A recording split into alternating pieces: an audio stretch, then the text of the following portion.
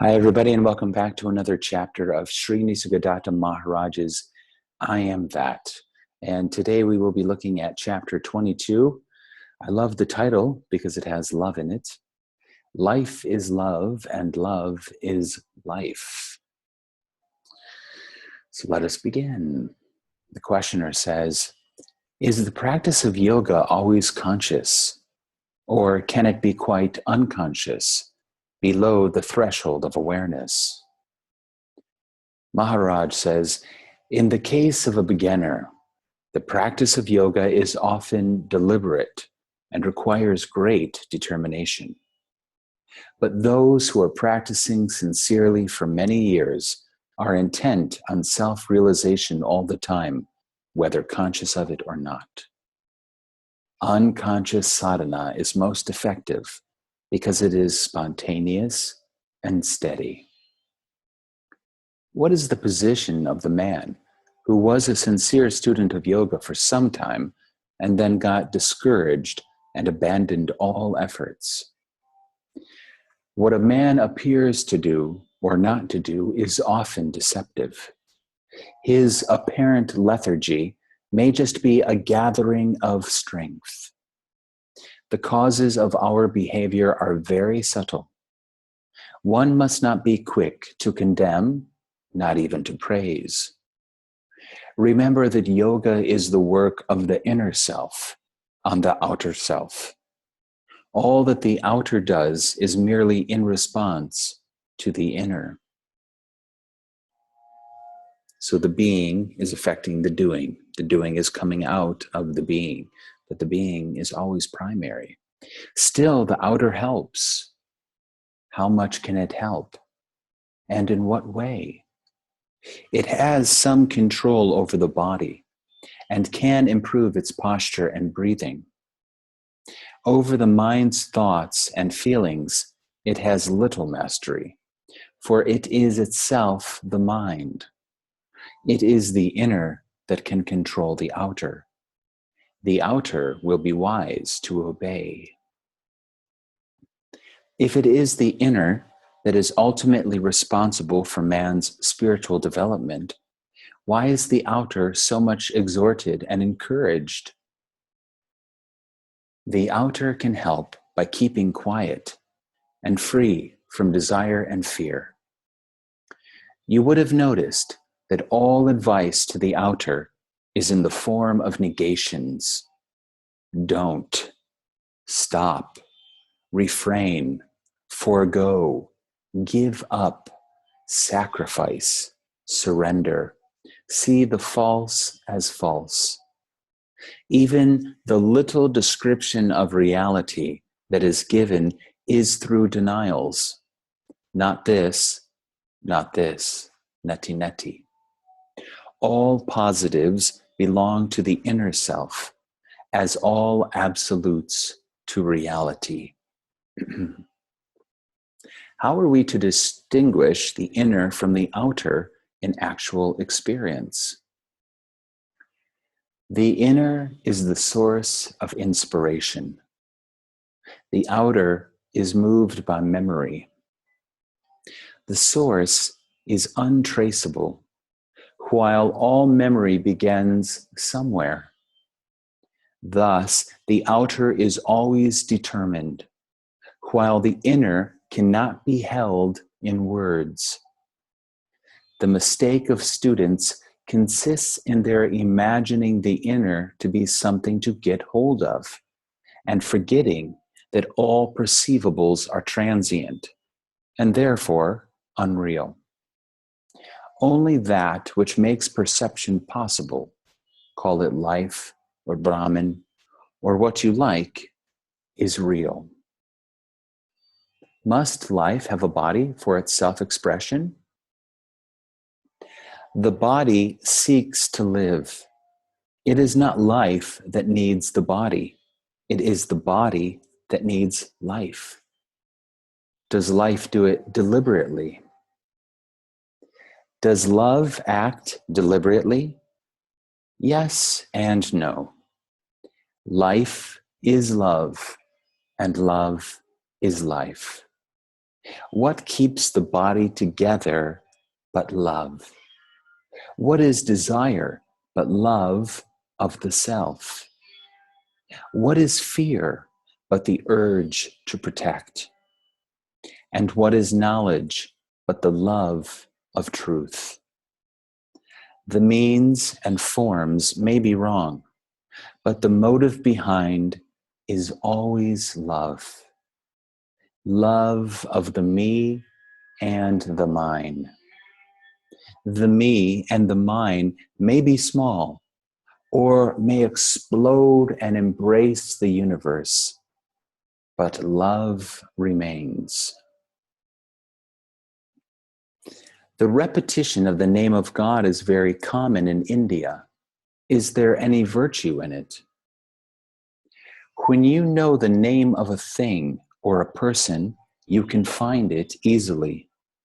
By calling God by his name, you make him come to you. In what shape does he come? According to your expectations. If you happen to be unlucky and some saintly soul gives you a mantra for good luck, and you repeat it with faith and devotion, your bad luck is bound to turn. Steady faith is stronger than destiny. Steady faith is stronger than destiny. Destiny is the result of causes, mostly accidental, and is therefore loosely woven. Confidence and good hope will overcome it easily. Confidence and good hope will overcome it easily.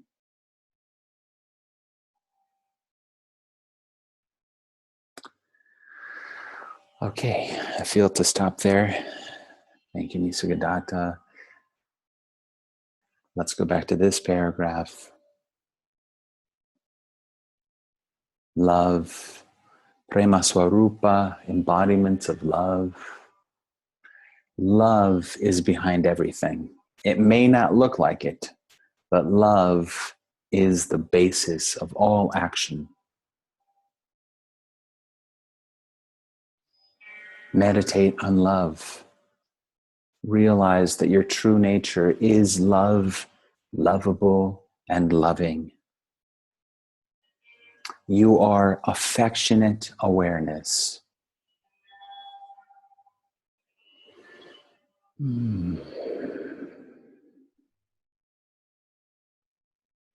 Does love act deliberately? Yes and no. Life is love, and love is life. What keeps the body together but love? You are made and created in the image of God, and God is love. So therefore, your body is also created in the image and likeness of that pure, divine, universal, unconditional love.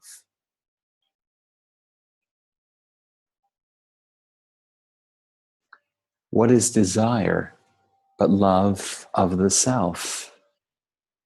What do you desire? You desire those things which you love. You are led by the heart, led by love. What is fear? The other side of the coin. Fear, what is fear but the urge to protect? Because you love yourself, you want to protect yourself. Because you love your children, you want to protect your children, etc., etc. And what is knowledge but the love of truth? The love of truth. And inside of us, sometimes, of course, it starts off as something dormant within us.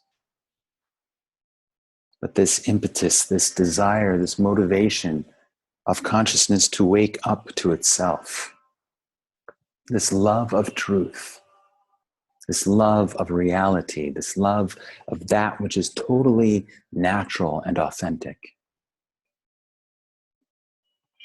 It is present within all of us. So the means and the forms of love may be wrong, but the motive behind is always love. The motive behind is always love. Yes, sometimes if we want to judge, we can look at people's actions and we can see that, okay, maybe they're a bit distorted compared to how others may be expressing their love. But really, still, love is behind all of their actions. Love is the motive. We are ruled by love.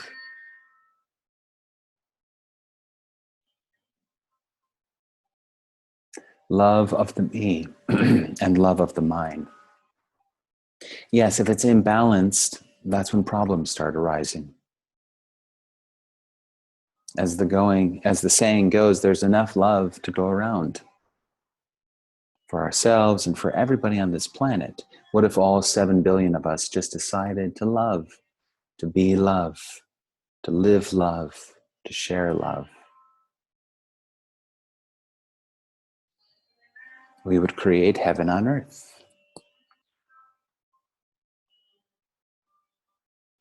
The me and the mind may be small, or that love may explode and embrace the entire universe, universal, unconditional love. But either way, that love remains. That love is eternal. Love and compassion and mercy and forgiveness and kindness and gentleness and affection and caring.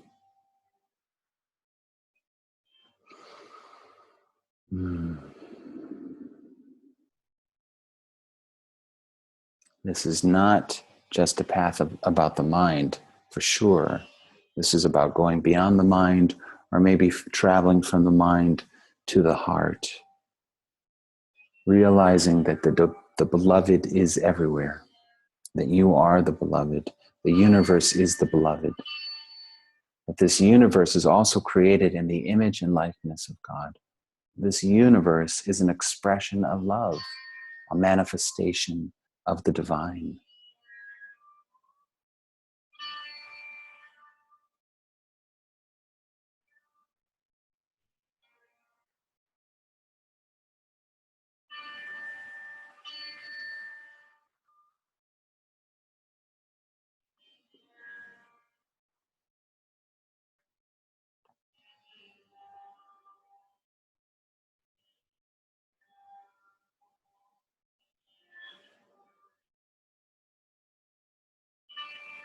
Life is love and love is life. Life is love and love is life.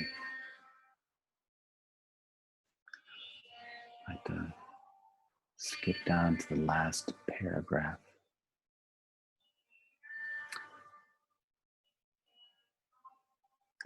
Even pure awareness is a form of consciousness. Then what is beyond? Emptiness? Emptiness again refers only to consciousness.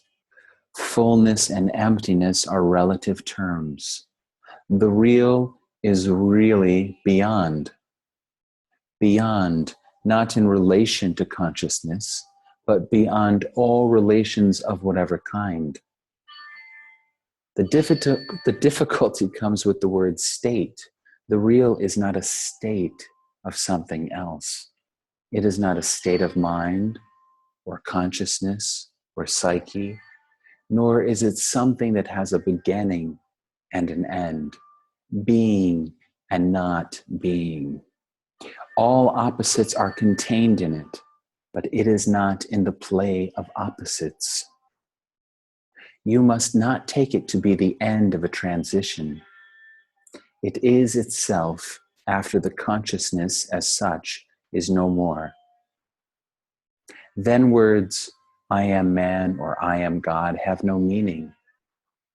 Only in silence and in darkness can it be heard and seen. Only in silence and darkness can it be heard and seen.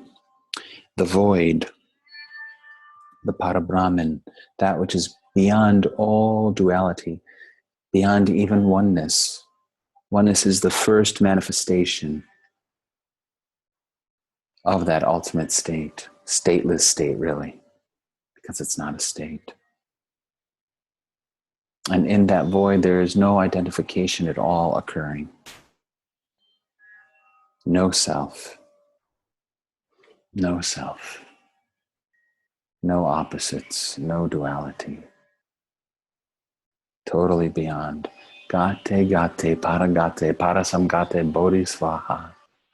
Gate, gate, paragate, parasamgate, bodhisvaha. Gate, gate, paragate, parasamgate, bodhisvaha. Beyond, beyond, beyond, beyond, beyond.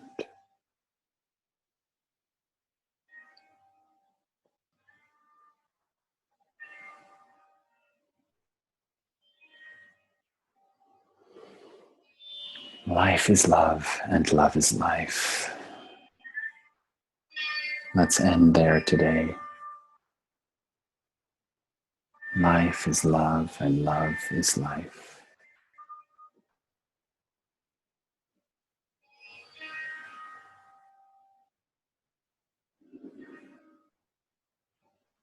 Life is love, and love is life. They are the same thing. Follow your heart. Put love first. Put truth first. Put God first. And all things shall be added unto you. Thank you, everybody. Have a wonderful day. Thank you, Nisargadatta Maharaj. Peace, peace, peace. May all beings everywhere feel that love in their heart. May all human beings experience life as love and love as life. Om, om, om.